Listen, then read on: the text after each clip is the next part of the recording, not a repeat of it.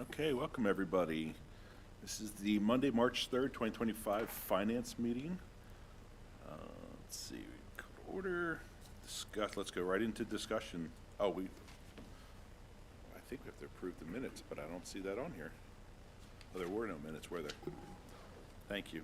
We missed, the last one was postponed. So if anybody came and the doors were locked, that's probably why. So we'll go right into public content. If you would like to come up and give your presentation, this is FBLA. Mariana and Melody up too, because these are two representatives of FBLA that came to help me out in my presentation. And as you see the presentation, what I want you to really look at are the pictures of the students along the way. These are comprised of several years as FBLA has grown. Just to explain a little bit about what we do. This is a professional organization.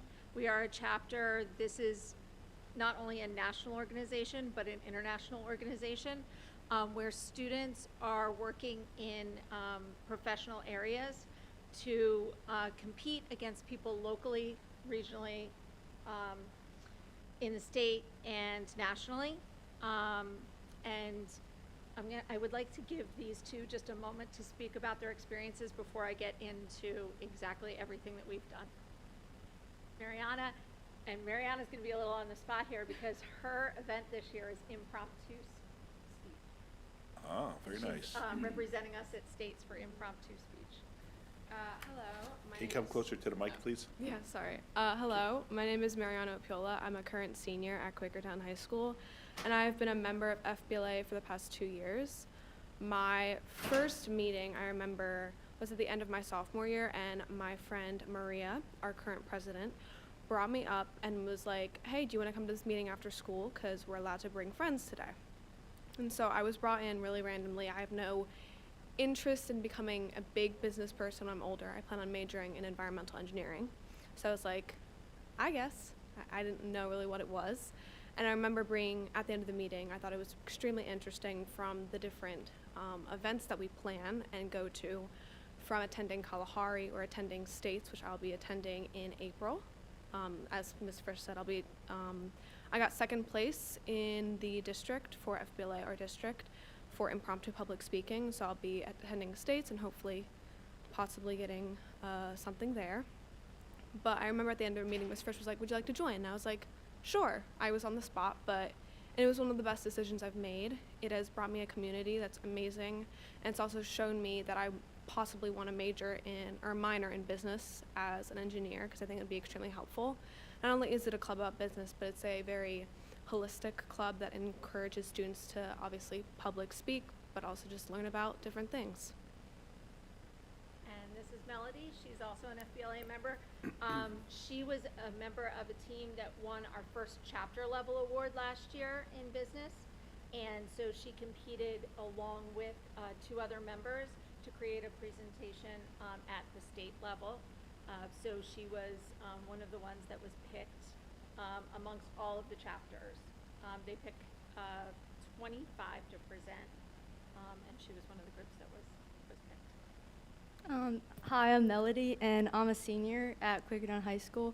And I joined FBLA about 2 years ago, and I remember the president, it was Richa and Brooke, they convinced me to join. And they said there was like lots of activities and stuff. Like we go to Kalahari every year, and there's like tons of like different workshops and stuff. And then there's people that like represent them, and they talk about like what they do for work and stuff.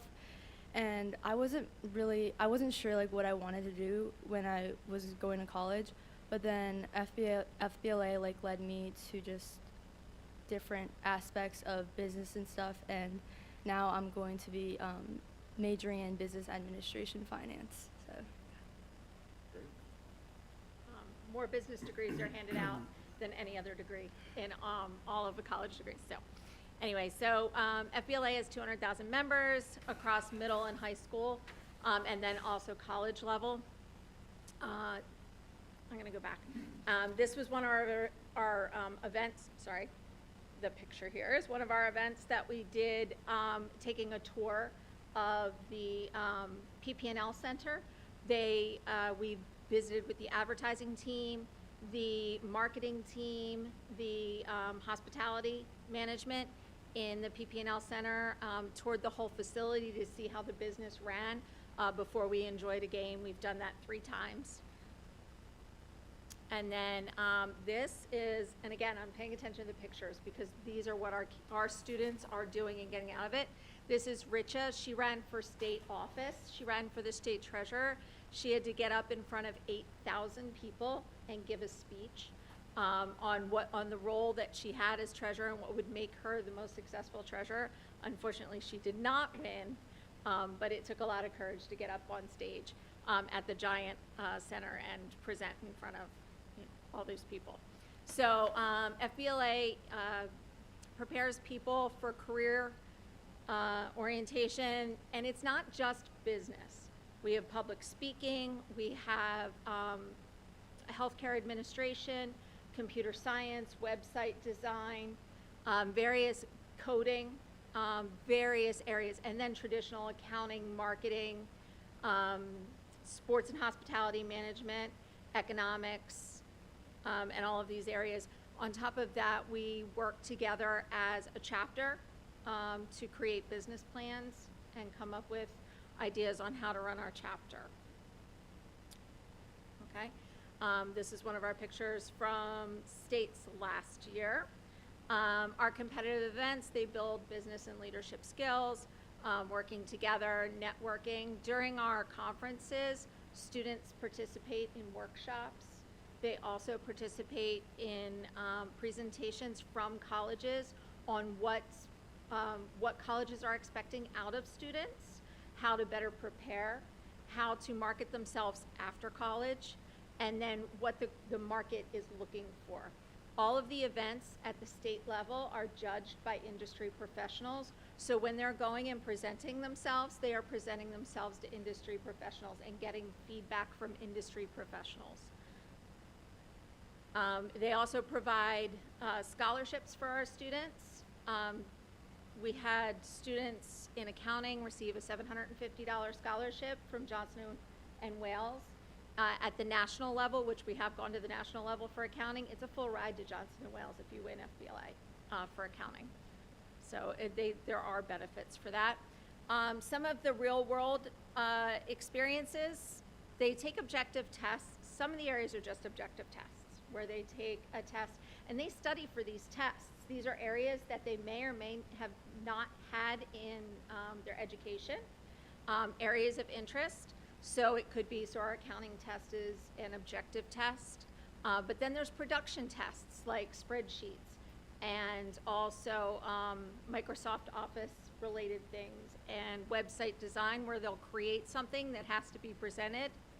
And then there's live speeches. In our presentation, we have speech, impromptu speech, job interview, and then role play events where they'll take a test to qualify to have the basics and knowledge, but then they actually have to go in and be presented with a real life scenario, and they have to break down between like the costs, how they would go about solving a problem, what the presentation looks like in network design, they would be given an issue with a network, and they would have to go in and solve the problem and come up with a scenario and why they said that that's the solution and the cost and the time and the human resources related to it.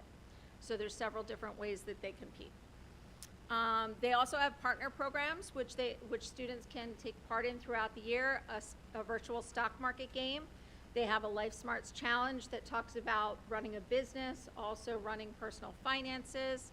They have Lead for Change, which develops leadership and community service projects, and various virtual business challenges that they can take part in. Maybe. Our membership growth, in 17-18, we had 11 members.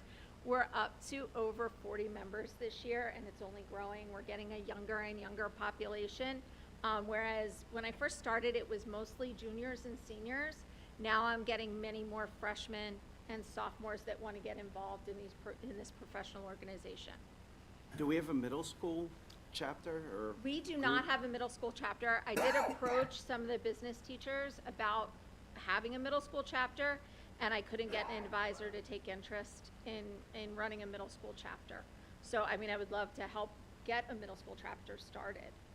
It is, and again, like middle school was added about, and I could be wrong, I think it was added about 6 years ago that they opened up to a middle school level. So that is a growing level of FBLA. But some of the things that we go to, the middle schools are with us, and other things, they separate the middle school out. Other things that we participated over the years, not only do they have individual events and team events, they also have chapter events where we work together to create social marketing, to write letters, business letters, and each of those bronze chapter, silver chapter, gold chapter, they're activities that we have to do throughout the year to grow our membership, to speak about FBLA, to talk to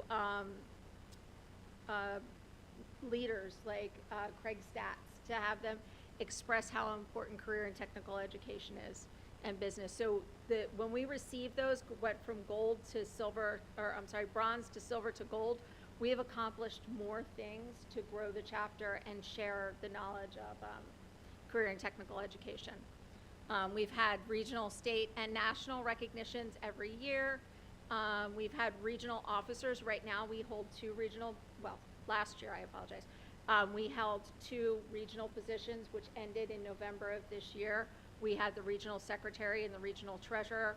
We had 1 student run for state office. And then there's also a National Business Honor Society, which we've had members apply to and be recognized for each year. Our members also participate in community service and have been recognized for the hours of community service that they provide. So the costs, this is what we're asking for. So last year I came to you and asked you to help out with the funding for transportation and for lodging and for advisor lodging to offset some of the costs to go to these activities. And the way that I'm thinking with that, I mean, we support sports at a state level.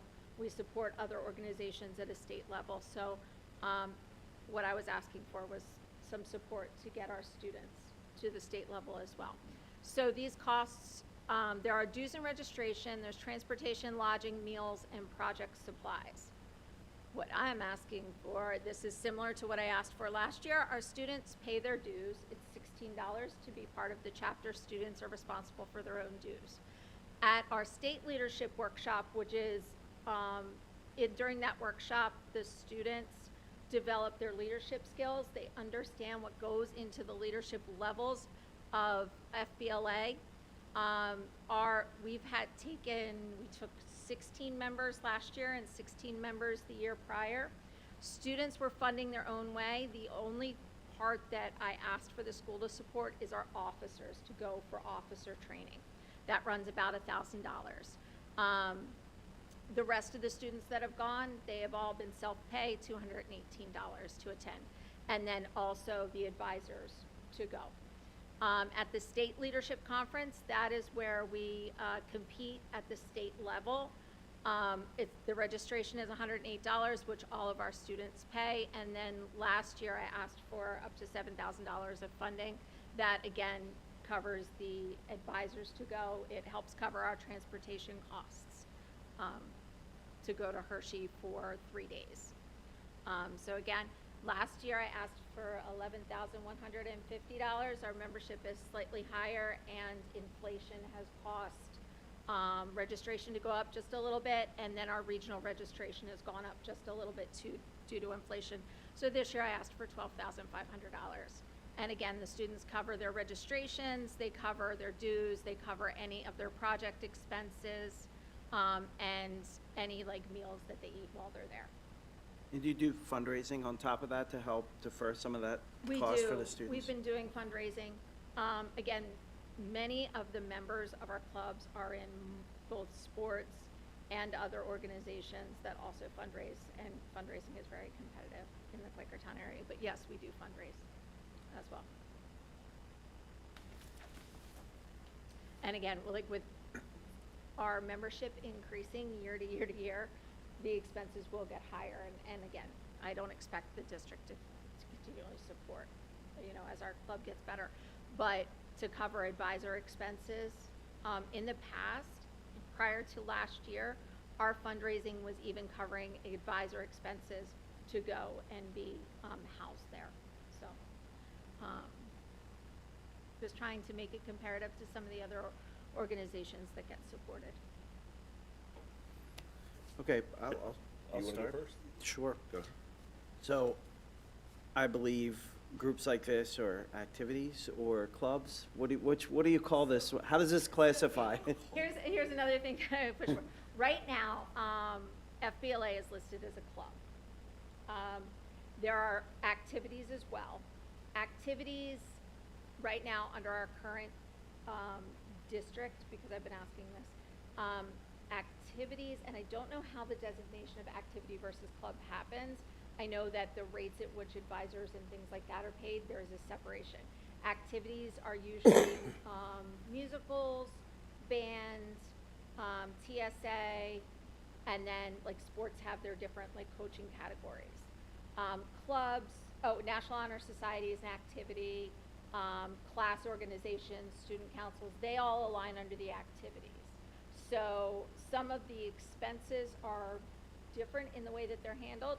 FBLA has been handled always as a club, where most of the clubs would be best buddies, they don't travel. The Adventure Games Club, they don't travel. They meet once a week, once every 2 weeks, once a month. It's much more flexible.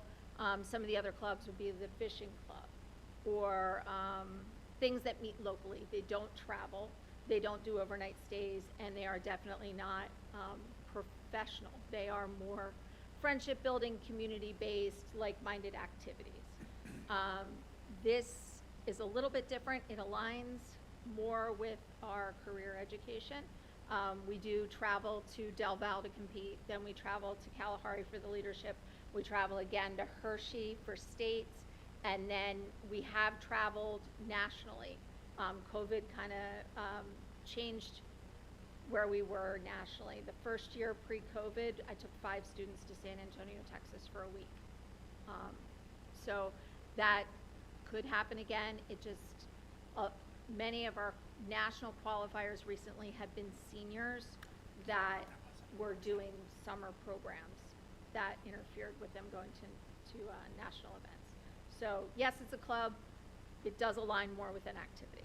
Okay, so why I brought that up is I know last year we had, after a unit pay committee, there was a lot of upheaval, there was a lot of turnaround, and I believe that, I'll just call it like this, programs like this are very important for the students. You know, it's building skills that they're going to use most likely in the rest of their career and all through college. So, you know, I don't think, if the district's looking to cut costs, these costs are not where the district should be looking to cut things.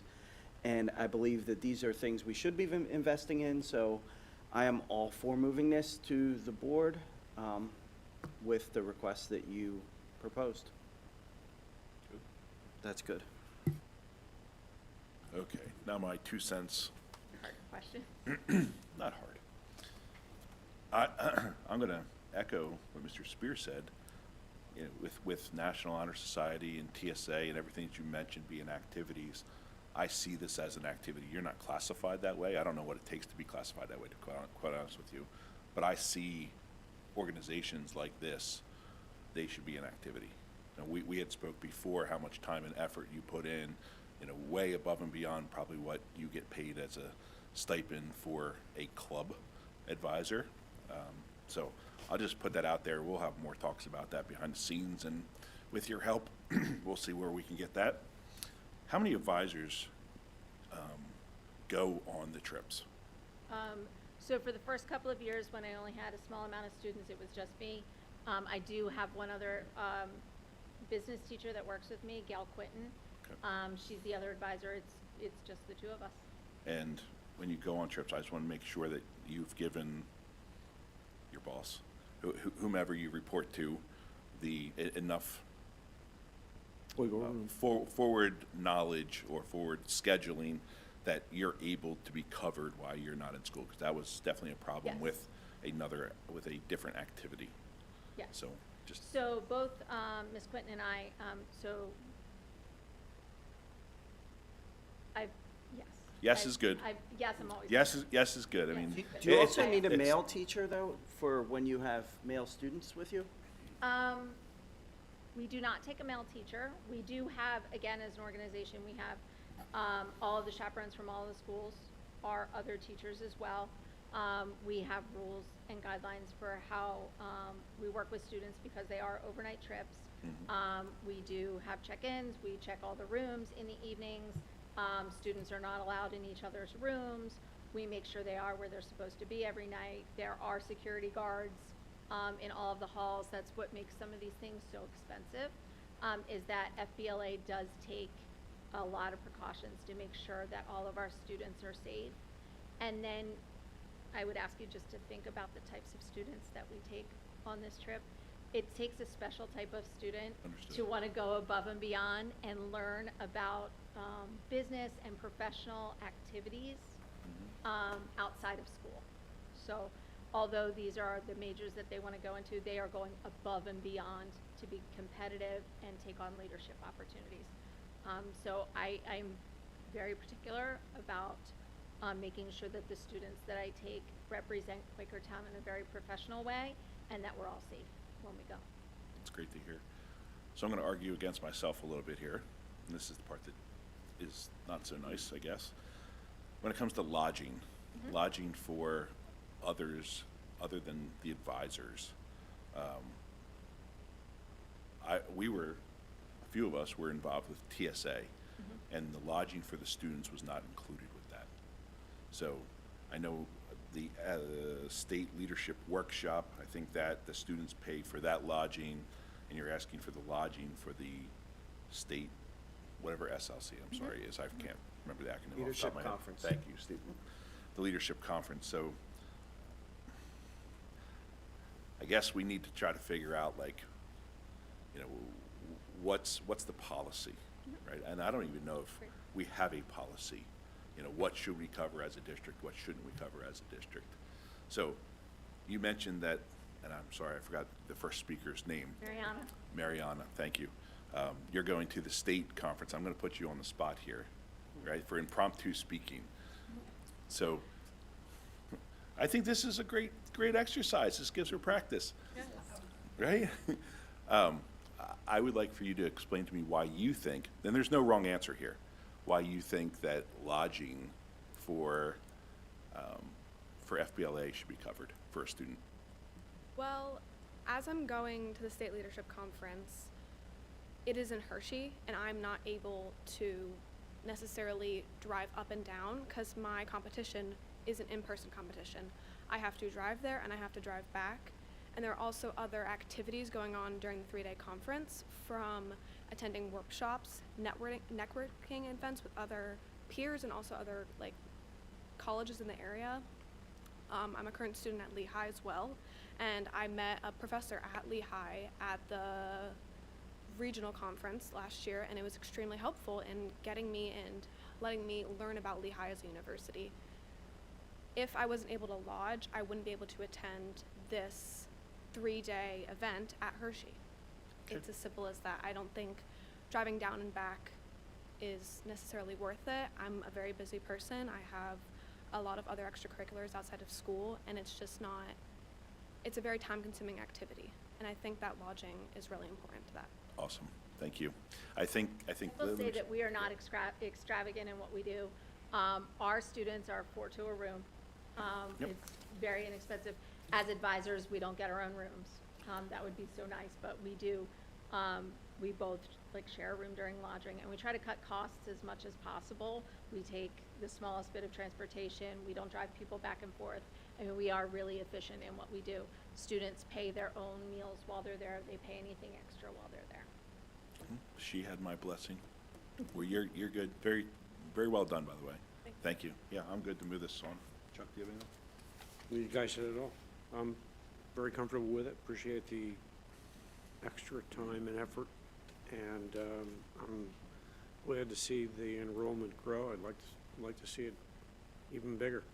There are chapters around us, like North Penn, now North Penn. Well, they're has a huge. sizable- Their membership is about 200 students. There are other schools that use Perkins funding for FBLA because they run it as a class. So some of their learning takes place as a class, and then part of it is membership into FBLA. So what they'll do is they will have anyone who takes the class become a member of FBLA. And you do get awards for how many members you have and your membership growth from year to year. So that's ways that other schools fund some things. They use a lot of Perkins funding. I got one more question for you, I'm sorry. With the FBLA partner programs, for instance, the stock market game. So the students, I guess, have a certain set amount of money and they pick whatever stocks they think that are going to explode, right? Yeah. Do we teach them how to read So the they graphs or actually- charts, or? He wants to know so he So can when you're ask. playing the stock, when you're part of the stock market game, you can just run the stock market game and do whatever you want. Or you can actually participate in the learning aspect of it, where you can go in and they give you lessons and they advise you on what to look for. So it does, for all of their partner programs, they do have learning options with the partner programs. So you could just run it and say you know, are very good at stocks. Sure. You could run it that way, or you can learn along the way. The same thing, there's a personal finance game in Life Smarts where you are running a life. And your life is, and it's actually it's the same program that we're using in our business classes to teach people personal finance. But FBLA partners and students can participate in it and compete against each other nationally to see who is the personal finance champion. Same thing with a business Pretty cool. in So the virtual gr- business program. So girls and Ms. Frisch, I just want to explain how this works. We're not approving this right now. We're approving to send it to the board. They probably knew that before we did. Well, you probably did. I just want to I be, still haven't convinced students to participate in parliamentary procedure. I would really like to get. well, we're here. This is probably we're the here- worst we're place here you can go plenty- to ask for advice When on you that. go to the event, you see students studying up on their Roberts rules Yeah. Oh. and trying to compete in parliamentary procedure, but I have yet to get a team that is interested. in We're not participating in great parliamentary examples of proper parliamentary procedure up here. So when you find someone, come Send them over to teach train- us, to yeah. be trained. Yeah. So Aslan Megalengo, who sits on your Yes. student rep, she is also going to States this year in FBLA. Several of the members that Doesn't have been she on do? your board have been part of FBLA. So I actually had a question because, as Todd mentioned, I was part of TSA a few years ago, and there you had different tiers for the fee structure. You could, and I forget which color was which, but one color blue was the whole school was enrolled and they became members, and I'll say white was, you know, over, I don't know, 100 students, and red was 10 or more. Is it something similar to that with FBLA, or? No. So how do you, basically what I want to know is how do you decide who's going to go, or how do you register who's Oh. going to go? Regionally, every member is allowed to attend the regional conference. Okay. So everyone can compete or not compete, either way. And we take everyone to regionals, and they get to experience Del Val's campus. They get a tour of Del Val's campus. They have workshops that they participate in. Colleges are there and things like that. At the state level, because it is competitive to get there, you have to have placed to go to the Right, state same level with TSA, conference. yeah. And then at national level, anyone who wants to go to national level can go, but Oh, okay. only the people who have qualified can Can compete. but when it comes to who can be a part of it, it's open to. I just whoever. wondered because, like I said, with TSA, if I think we had 400 kids in our school, Right. it was cheaper to register all 400, and then, you know, even if only 50 showed up, you know, it was still cheaper. So I just was No, curious.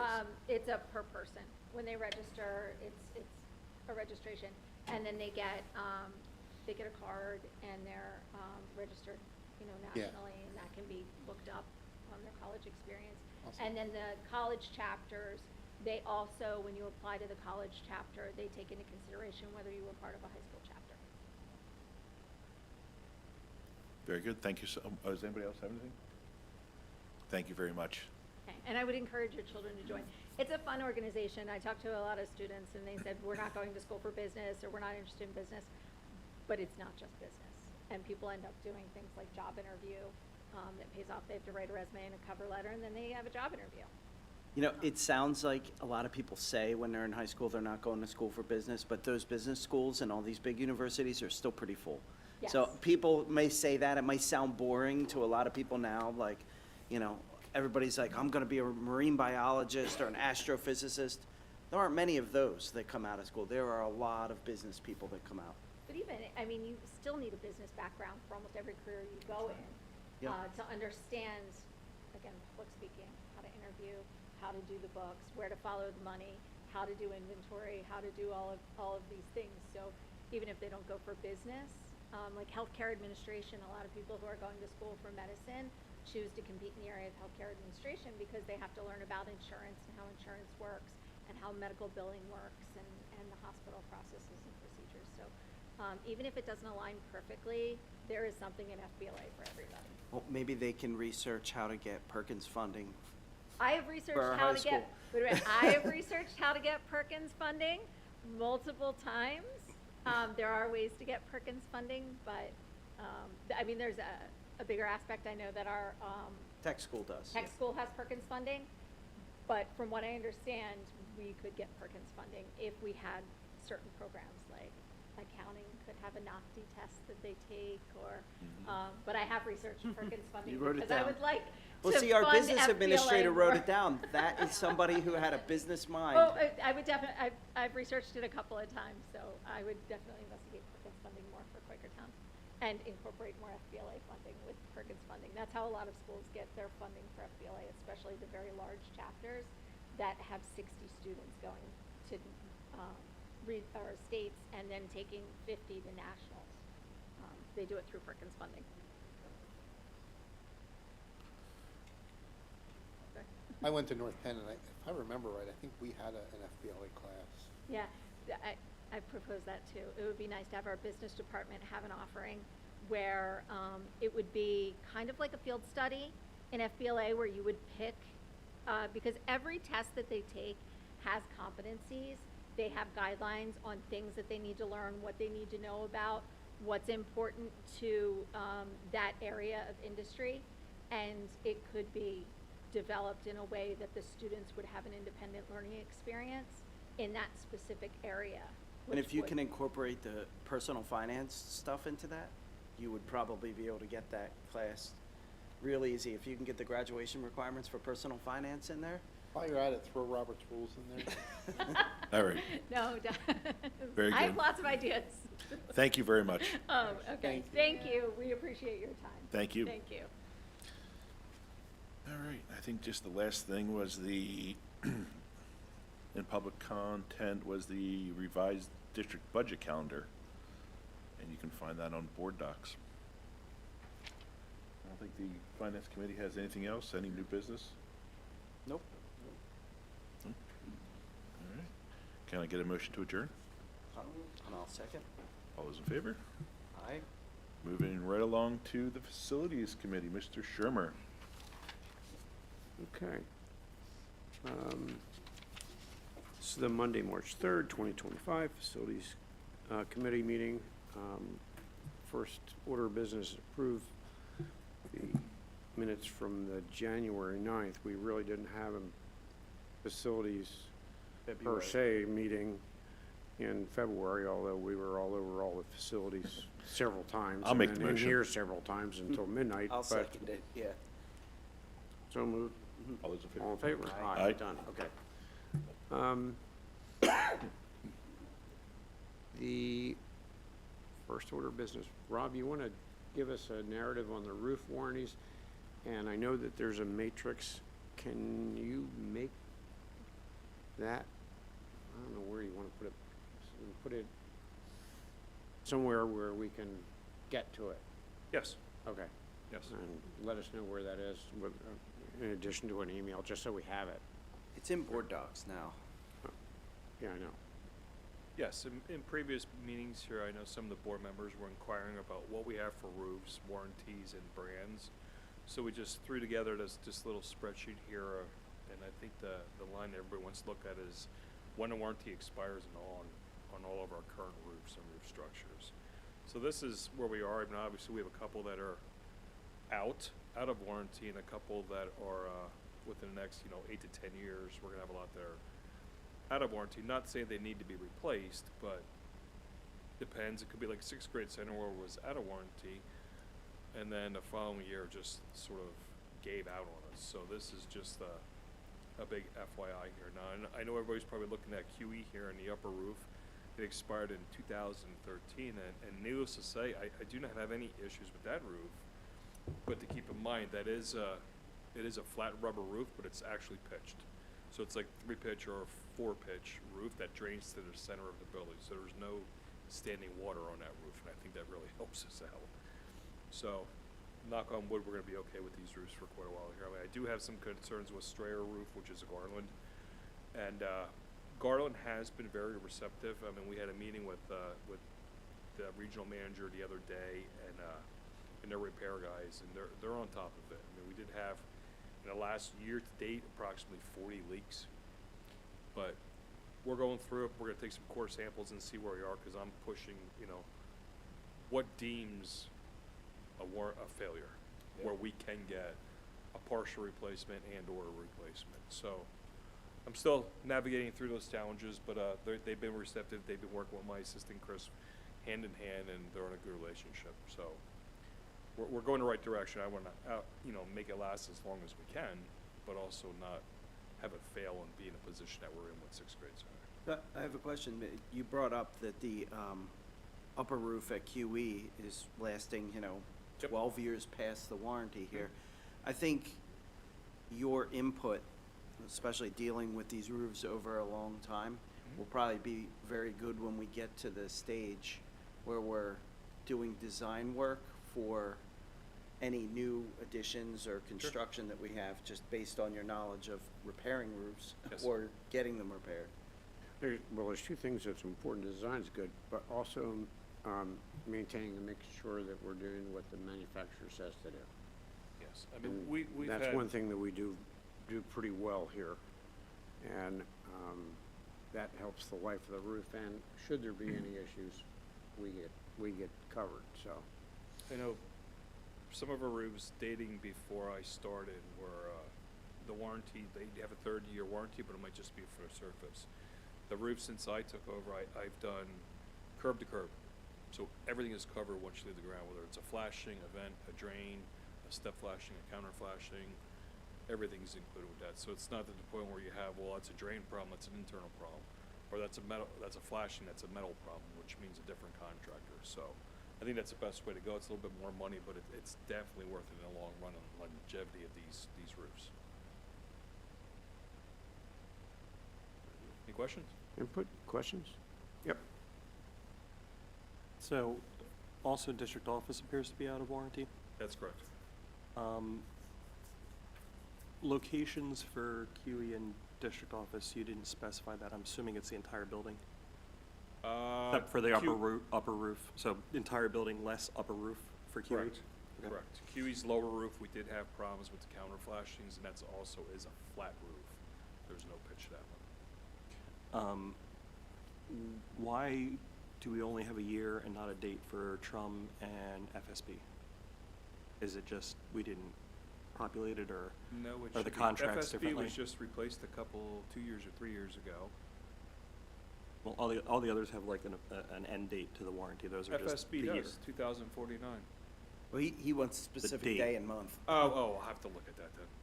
I I'm was sure just, it I was was a wondering if there summer- was something different with the contracts. No, no, or no, no, maybe no. those roofing providers that they just generalize it. No. January 1st at midnight, it that- stops, yeah. I That's can tell that's you what my concern was. they were all summer projects, so I'm assuming it's gonna be in August or September, once we close out the project.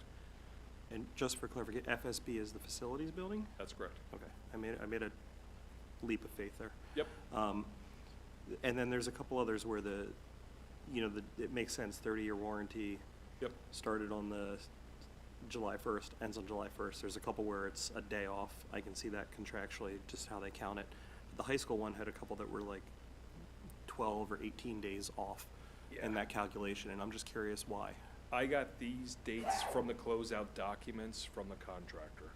That's Okay. right from the warranty information. That's what I was mean, asking. I can look into that. Probably but final it's- acceptance. That's what I was assuming, That's but I want to make sure we have the accurate information recorded Just here. probably final acceptance. It's, you know, impossible for men to work to when we finally accept and/or get permit to occupy would account for it.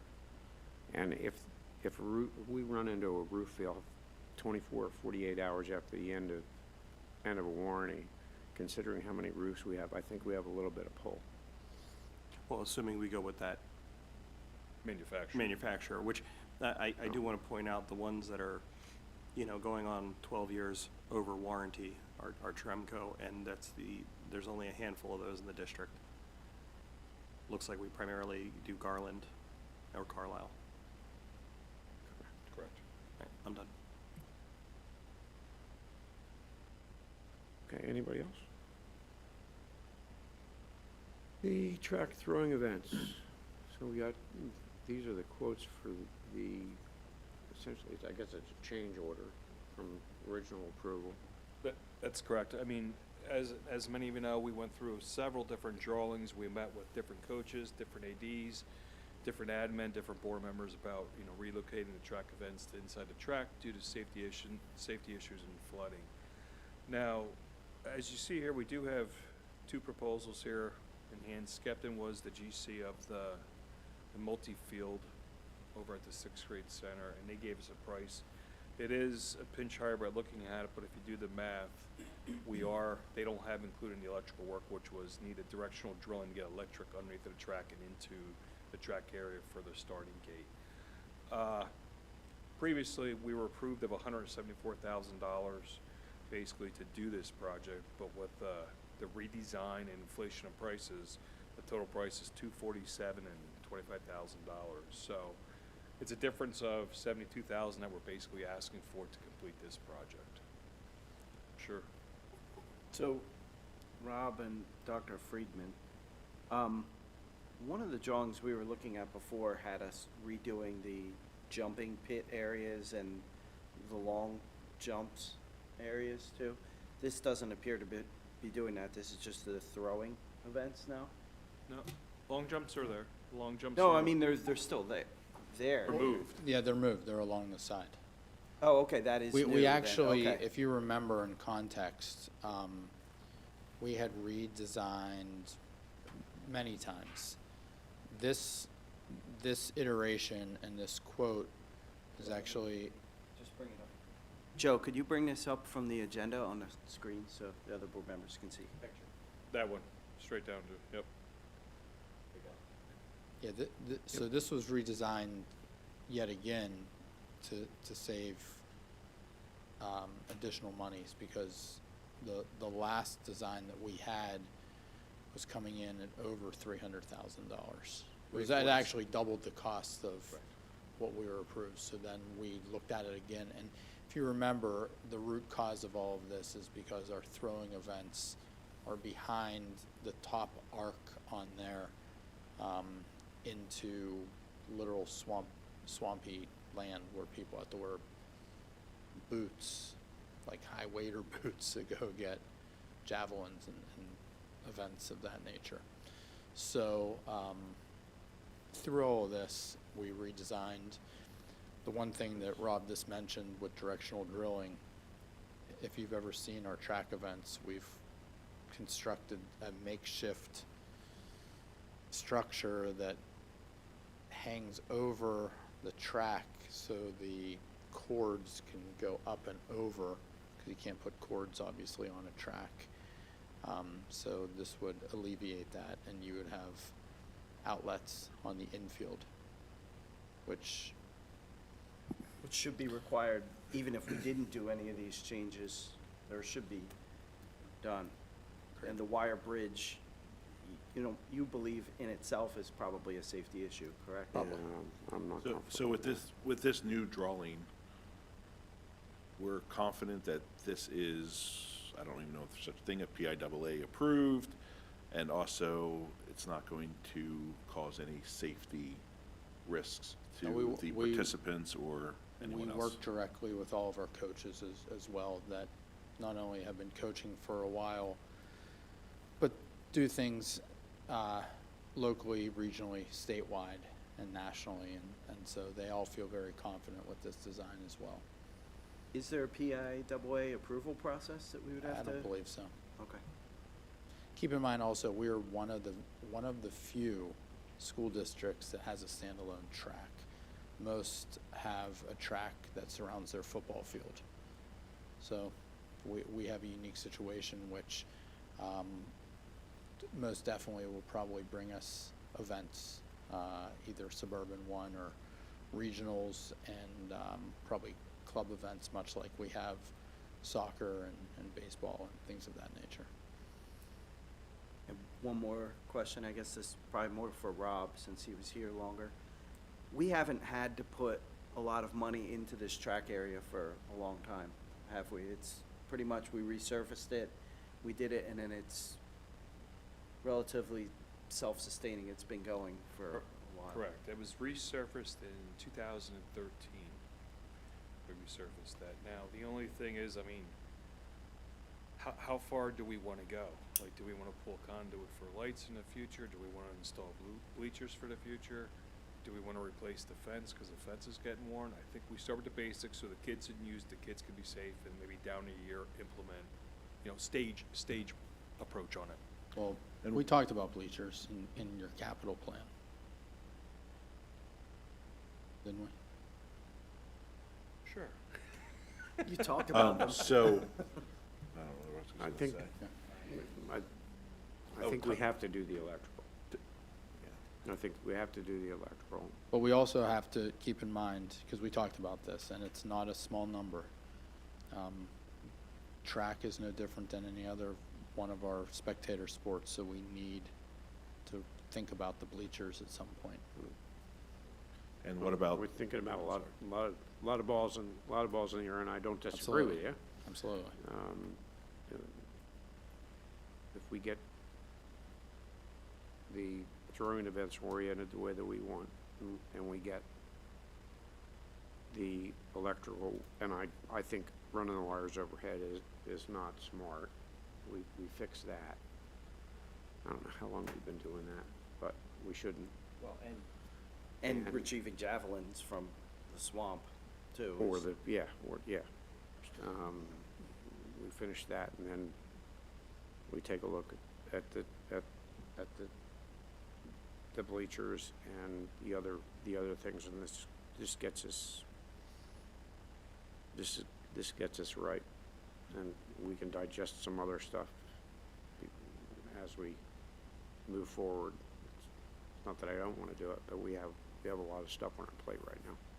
and what about the timing for these renovations? This would be a summer project. Because track season is basically already started, so I can't interrupt what we have going on now. Understood. So this would be, a June project. As long as it's done by the time grass growing season comes, right? I can guarantee you that this will be done before. Never grass say season that. starts. Never, ever guarantee anything It's on this. a earth. skep that we'll be okay. It's a We don't risk. need money Please don't materials do for that. this The best one. I can. That's right. Is Yes. a Good good way of answer. saying it. Yes. That's- I But I learned that just- when I was in It's newspapers. too late now. Just to be clear though, like the bleachers that Dr. Freeman was talking about, we have portable bleachers that are over there now. Portable meaning they're in place, but you can move them. There's no handrails or non-ADA. So just keep that in mind. I do have a proposal I got last year. It was in the $100,000 to $120,000 range for bleachers with ADA ramps, that we would do all the site work and infrastructure, meaning excavate, slab, sidewalk out to the blacktop to make them safe. So- And a retaining wall. Currently, parents usually just bring folding chairs and sit on that hill there. I believe, I've driven past and saw, but I didn't know if that was one Believe of so. our events or But another. keep in mind, with the new, after this year, the new redesign, a lot of the athletes sat under tents in the field because we didn't have any throwing events in there. So we're gonna be moving them outside the fence on that grass area to have their tents there. So I have a couple questions. This field, I'm assuming going forward, will only be used for track? Or in off-season, will it be like a practice football field or I practice don't soccer? think there's gonna be enough space enough to runways and everything. Right, that's and what I'm the looking at, javelin. and I'm also looking at things getting torn up, and Yep. if I'm identifying all the squares and triangles and things on here, that's, I'm sure you asked the athletic director. When I ran track, all this stuff happened at the same time, and our throwers were like in another place. Is it is it possibly gonna extend the meet if they have to stagger things a little differently? No, if I they're I running can it- answer, I can answer. Okay, thank you. Javelin usually takes place either first or last. It depends on if we're hosting the meet. You set the order of the events, the coaches do, and then the judges help set the order of the events. So javelin's either first or last. And the throwing events, well, it's not up anymore, but along the side where the bleachers are is where you run the sprints, the hundreds, the 100-yard dash, the hurdles, and then 200 start on the other side and finish up on that side.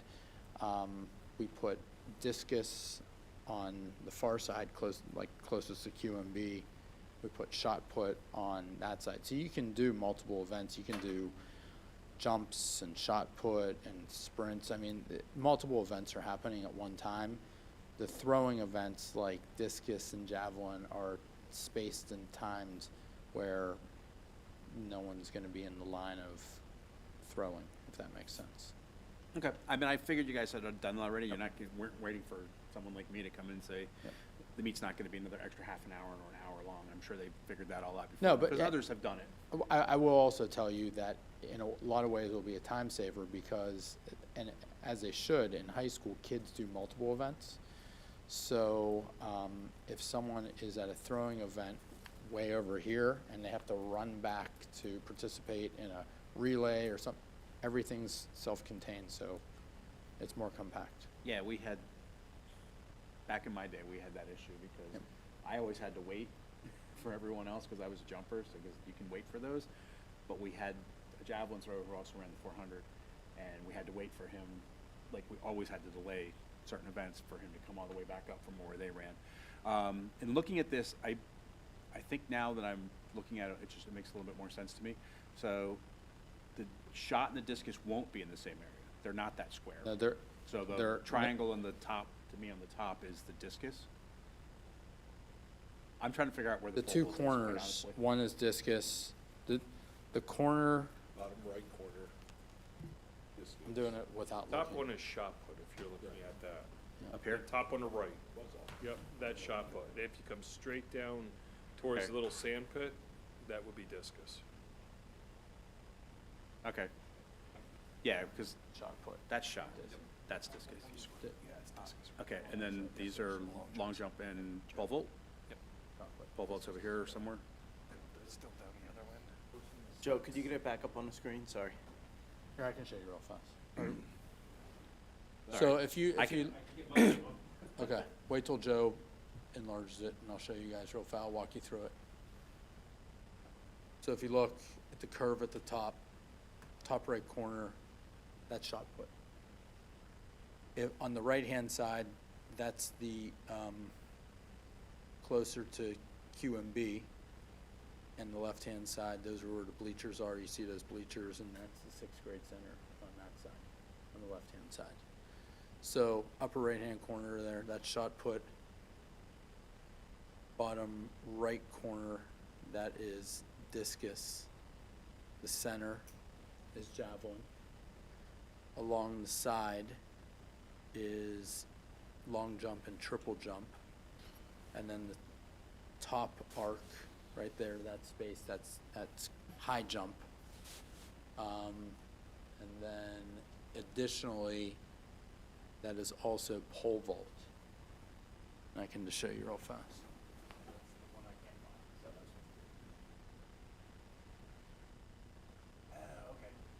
It's hard to see. No, that makes sense. Okay, I thought it was. So, down going across the runway for the javelin, are they old throwing or old jumping line pits, or?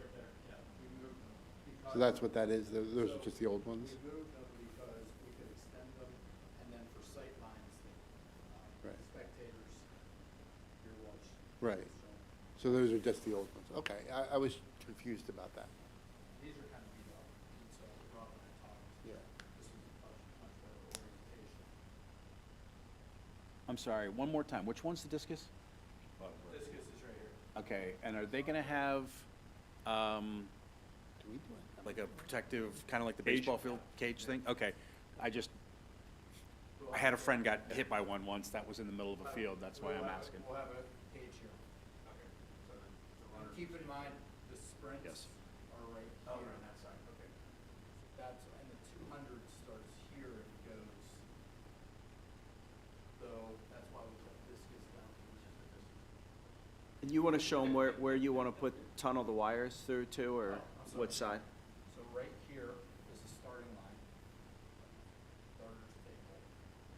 Right now, we have this makeshift contraption that we run wires from Sixth Grade Center over this arc to all the computers right here. And by wires, they're plugged in extension cords.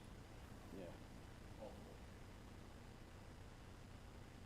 This is currently down here on the screen. I'll be able to currently. Now just keep in mind, we've tried multiple iterations. Here's the tennis courts, looked here, that didn't work. We looked over here where there was the start of fencing for a softball field, but with QMB, that is right here. Couldn't do that because it was a floodplain. Other side. It's on the left. Bridge, we had to build a bridge right here over that area. Sixth The Grade Center? bridge would have been 6 feet. It's on the left. CHA. And I believe we even discussed real quick the geothermal area, but I think Yeah, Rob was that's what probably he was scared to saying. death of javelins piercing down into our geothermal wells. So after moving things around, originally we had discus here, shot put here, but we reoriented getting back to the other approaches. You know, for the last 2 years, I've seen like 8 different variations of this where we flipped it top, bottom, left, right, up, down, over. And that one other point which brought the cost way down, this is the current high jump area. We would not have to, because the original plan was to put javelin right here going this way.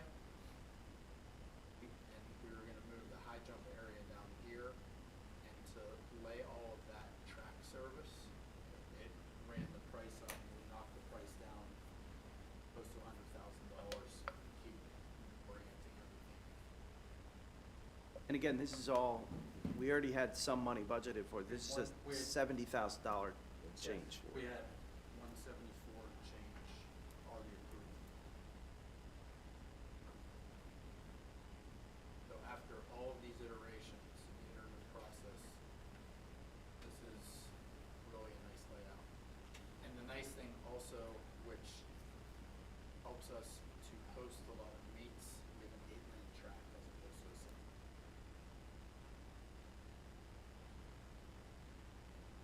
7. You're probably not gonna like this, but this is all predicated on where we put the multipurpose field, and then we had to start shuffling things around as a result of that. No, no. No. This, No, because I'm reading the agenda item from September 14th, where it states, this, Skepton is responsible for relocating the shot put due to the location of the baseball field. That was in public comment on September 14th, and the first time that any of this was mentioned. We can still put it down in the swamp if that's where you want it. that's where. Oh, we you didn't like that decided- answer, did you? I'm just curious, that's what started this whole thing, correct? No, this started 30 years ago, because it's located inside of a floodplain. I probably have pictures on my computer, and I'm sure Sylvia does, the retired athletic director, of the javelin and shot put, where actually she used to have to wear boots to go out and retrieve.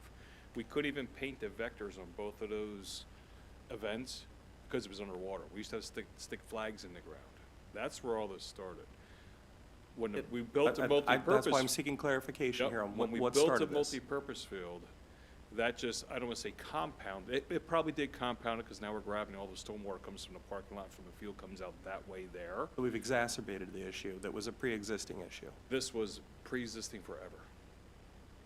Yes. So it Fair was, enough. it Thank wa- it was an issue from day one.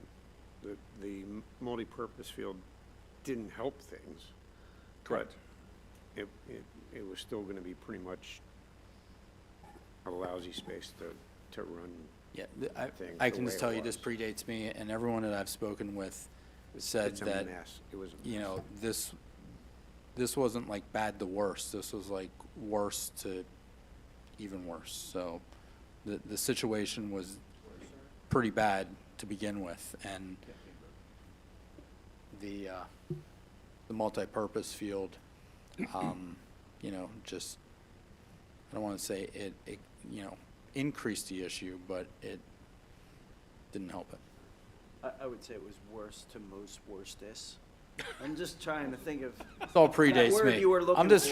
trying, I was just trying to map everything out to show you the iterative process of improving the facility that we have and really lowering the cost of some of the bids. and I'll go back and repeat what I had said about FBLA too, that, you know, these extracurriculars are the reason some of our kids get up and show up to school on time.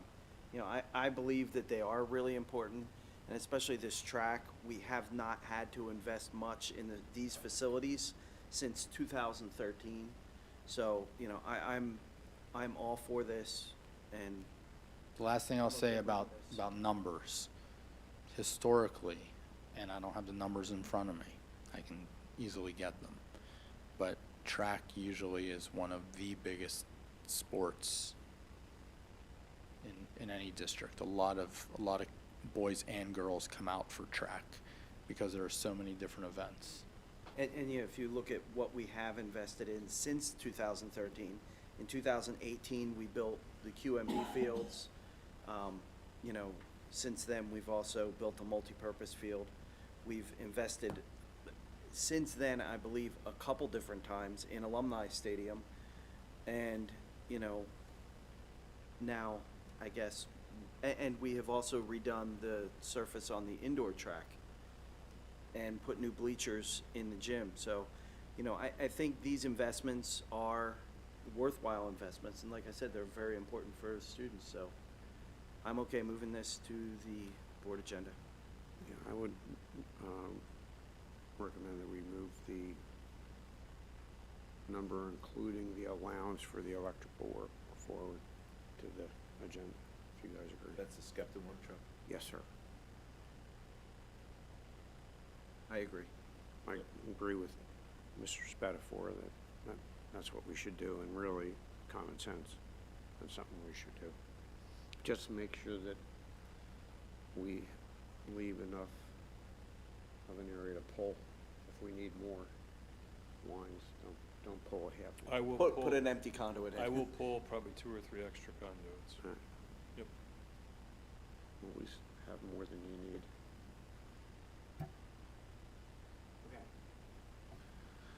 All right, the security and fire protection monitoring contract. Yes.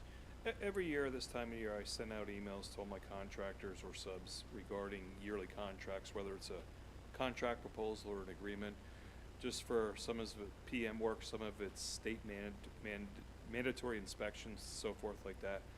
One of the contracts I'm asking for earlier this year is security and fire, and actually elevator and panic button and chairlift monitoring. The current company I have just isn't working out well. We're having so many issues with them regarding call us on time, panic button return times.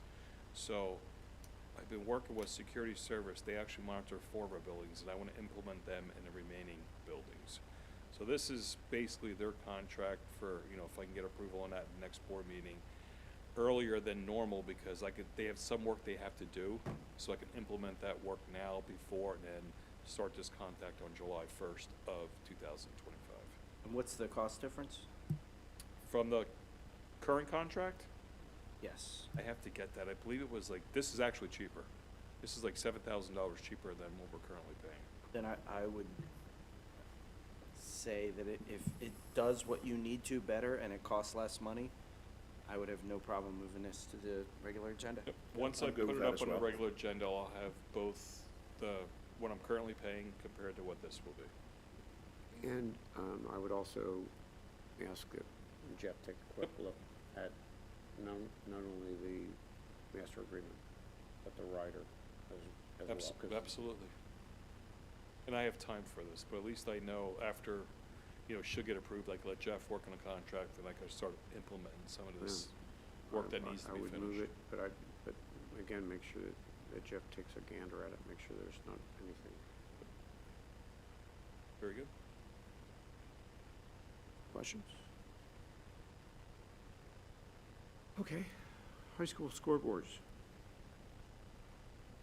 Who wants to take that on? Dr. Friedman So, I knew I got the short straw. I knew I did. or Rob. No, I can talk about that. go ahead. I did not, even though I contacted them, I did not receive the proposal from them. But I'd been exploring some conversations with the company that installed and partnered with us for the multi-purpose field digital scoreboards, exploring the possibility of looking at scoreboards at other stadiums in the district. Currently, District Scoreboards has an offer that I brought to the committee that I thought was probably too good to pass up. They're offering a deal right now where they will give us 2 video boards, 7 by 18 video boards to put in our high school gym to replace the current boards that we have in there. So we will have full video boards that are pretty extensive that Lincoln Carr and his team can do a lot with in that gym. Oh gosh, Or is it just numbered scoreboard? They're not even video boards. yeah, I don't know the measurements, but I think they were only like 12 foot. So they're these are big. they're much smaller than what we would get. I think there's 6 by 12.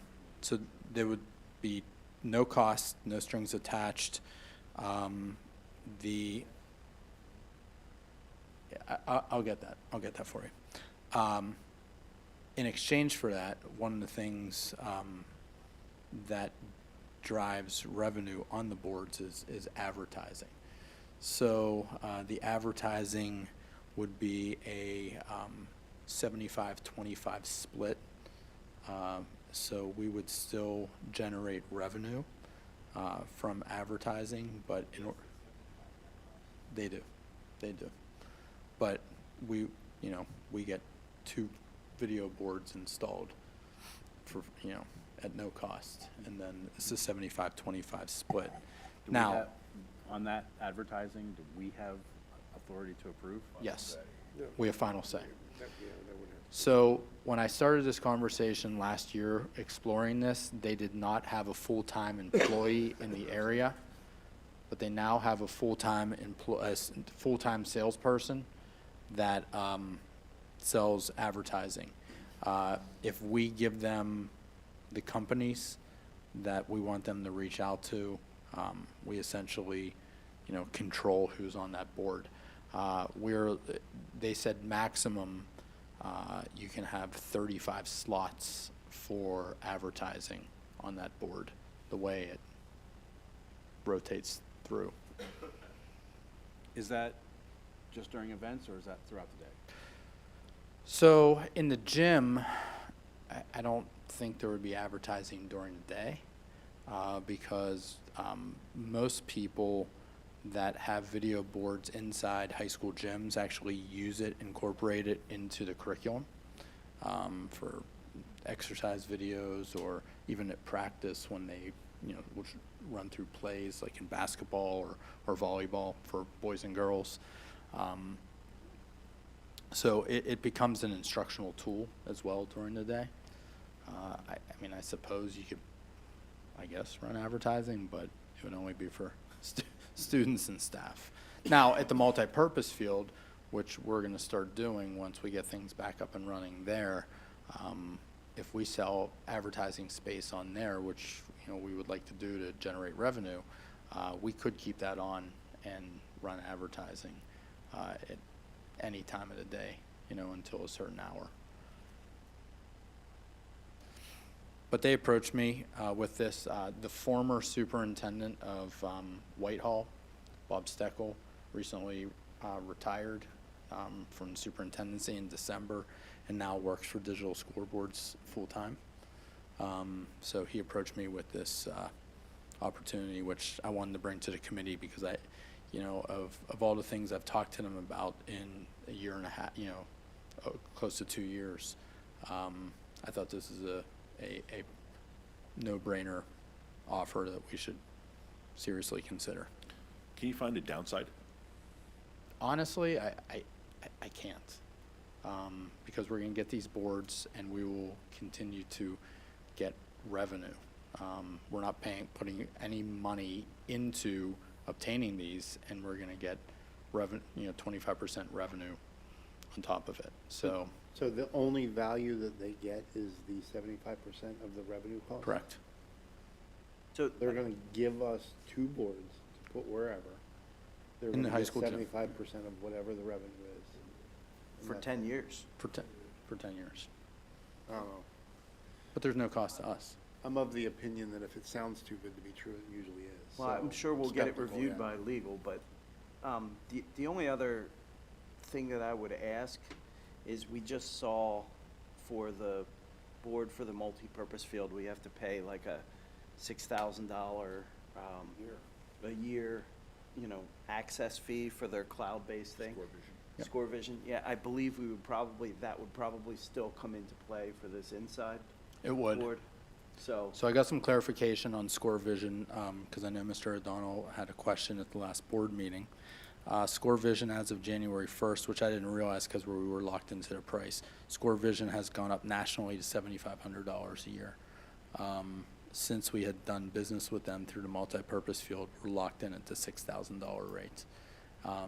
The one caveat I do want to mention is I need to get some more clarification. I'm sure I probably have some wiggle room on this, but nothing's official until, you know, we would sign something. But typically it is, that is a per site cost.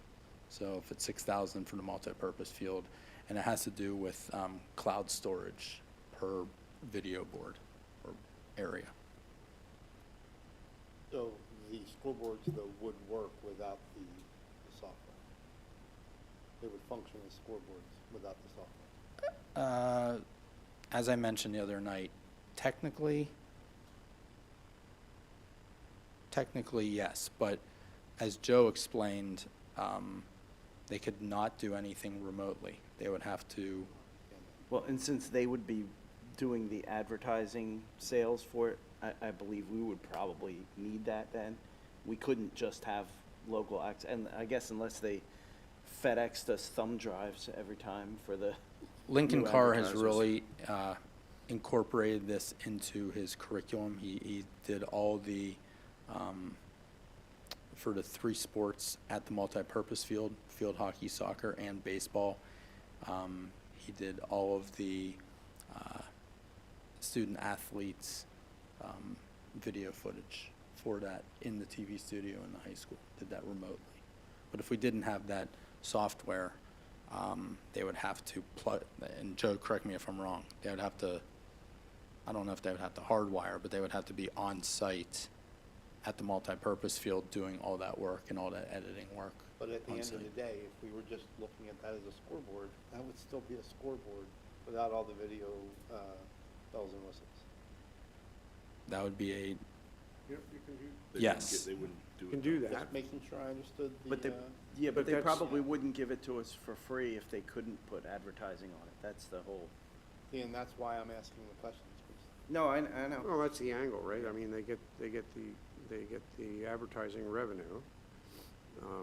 also have the ability to give them the leads, and we get a larger percentage of the revenue. Out of pocket is nothing. And I wish we had. Besides the software license. Yeah, I wish we had the, their marketing collateral to show everybody what we're talking about. Dave, you had a question? So at this point, you're not moving anything forward, right? Because there's nothing presented to move forward. This was just a discussion. I just want to make sure I'm understanding. I would prefer to have the marketing collateral and presentation before we move this forward. Right, as chair of the policy committee, I want to make you aware of policy 913, which states the board prohibits dissemination of non-school materials for the purposes of advertisement or promotion by non-school organizations, groups, or individuals during instructional time or at school-sponsored locations or activities not otherwise open to non-school organizations, groups, or individuals. We'll have to take a look at that policy because we have advertising all over the place. Which we should not by our policy. We should change the policy because that's not real life anymore. So we'll Yeah, I have to think take a almost- hard look at the policy. Almost every school stadium I've been in has some sort of advertising on it, whether it's a pizza place or even Alumni Field has. I would say the U.S. News. Yeah, and there's World advertising Report in is this room, I advertising right guess, so. eh, But thank you, that's good to look at Bring the the policy policy. up to date. That That's is, fine. but, There's 300 freaking policies. so What are we supposed the to do? options we He's have, just pointing it out, let's just be clear. I He's just understand, pointing it that's out, and I fine. appreciate that. no, I do too. I mean, I would we agree. certainly should look at that policy again. But I think, we have two options here. Since this presentation may be better seen by the whole board, we can agree to move it to the board meeting and have, if Digital Scoreboards is able to present at the full meeting, that may actually be a more impactful presentation with all 9 board members present, if you'd agree to that. I'm just disappointed that Digital Scoreboard didn't do some marketing collateral. I'm disappointed that that didn't happen, and. I think, me personally, I think we should get the information, right? Look at it It's first. it's a good deal, it's a good, all right, I'm sorry. I do it to you too, it's okay. But I think we should get all the information as a committee, look it over, and then if we want to move it forward, then when we move it forward, see if Digital Scoreboard can do a presentation. Yeah, so how about I look to see if they're available either at I want the boards. You know, So would you for like- Open would you Kimono, like I me want to the boards. ask I them want to do it so everybody's comfortable. their availability for, I just want to make sure I'm clear, the April Finance and Facility meeting? No. For the April board meeting, April board meeting? Okay. Yeah, I'm fine which with is that. April 24th, I believe. But for the April Finance and Facilities meeting, have like a, a Packets or- slideshow or a packet, something. Yeah, I will do that. you guys need to see what we're talking about. I would agree. I thought, Cool. all very good questions. Thank you. Thank you for Okay. bringing that forward. Is there, anybody want to offer public comment? Come to the podium, state your name and area residence. Hi, everybody. My name is Caroline. I'm from Quakertown Borough. I have 2 children in Quakertown Community School District. I just want to make sure that I have this correct. Last year, we spent $125 million and somehow ended up $8.5 million in debt. This year, we have a 6% increase, which is roughly around $7.5 million more than we did last year, for a grand total of the 2025 budget being a little bit over $130 million. Yet we have athletic teams and clubs in here begging for peanuts. And we refuse to open the school 15 minutes earlier because it's gonna, be expensive leaving the lights on and getting extra people. I guess I wanted to also, confirm that last year, the Quakertown Community School District received $156,627 from the Department of Education as a grant to improve water infrastructure, eliminating environmental hazards. And I guess what I'm asking is if we could have a community poll in the future with 51% feedback from the parents in order to make sure that, since 80 or 72% of us are taxpayers and we are the local taxpayers are contributing upwards of around $90 million towards this budget. So I think since it's their money, it would make the most sense to do some polling so that the parents of these children can decide how we spend the $135 million. I think this was a sideshow, and it was just really to distract from the fact that the kids still are not getting that breakfast in the morning, and they're still not getting that door open 15 minutes earlier like we needed it to be. Thank you for letting me share. That's all I have. So I have a comment for you. Hold on, let me, Off agenda, A, B, we're just not gonna comment. Well- It is what it is, we had our opportunity to speak, and well, I have a very, let it go. very short response. The public does have a voice here, and that's what we are. We're the representatives of the community. So every decision that we make up here can't be based on a poll that goes out to the community. We are the elected representatives of the community. So I guess in the harsh way to say it is if you don't like it, you could elect different people to represent you. But this is how representative government works. You know, you elect people to make these decisions, and we make them. I love getting community feedback, and, you know, you coming up here and anybody coming up here telling me definitely can have an influence in how we make our decisions. But putting a community poll out, especially about using grant money and stuff, I mean, there are hundreds of those things all the time. These polls, and you'll never get 51% of the community participating in them. So I just wanted to clarify that just a little bit to make it a little bit clearer. Well, thank you. I just want to reiterate that nearly $135 million is a lot of money, and I think that the parents and the community should be a little bit more aware of what's going on around here, and that's all. Okay. We will have a budget workshop next week where a lot of the explanation on where that $135 million, or April, sorry, in the beginning of April, next month. And a lot of that information about where that money is spent will be shared in those, All of it. in those budget meetings. So I would ask anybody in the community that wants more information on these Come to procedures, the budget workshop. come to the budget workshops. Okay. Anything else? Any new business?